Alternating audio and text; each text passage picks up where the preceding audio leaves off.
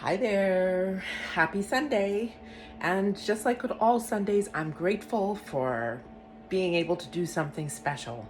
And what I've been doing lately is giving cookies to friends of mine who happen to be they're playing in the parks, right? So this one girl always brings fresh cupcakes and all this kind of stuff, and all the kids love her because, oh my gosh, she knows how to bake stuff, and she's baking cookies and cupcakes and fudge and all this kind of stuff. So I kind of said, well, I can bake some cookies too, because the kids are all looking at me like, what have you got? And so anyway, you know how kids are greedy. So I said, well, I can bake cookies as well. So surely enough, that's exactly what I did. So if you follow me, I'll show you what I did. I actually went to the supermarket and I got some of this. This is called cheat cookies, and you can buy them in a whole roll.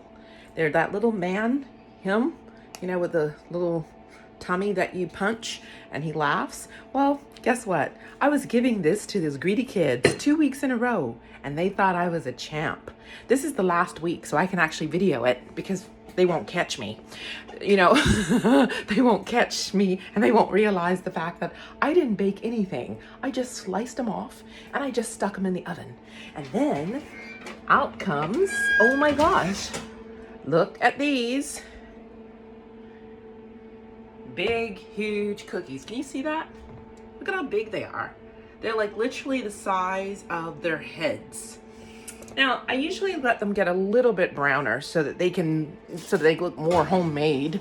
But for the most part, I'm just really grateful this Sunday for Pillsbury Doughboy and those fabulous cookies.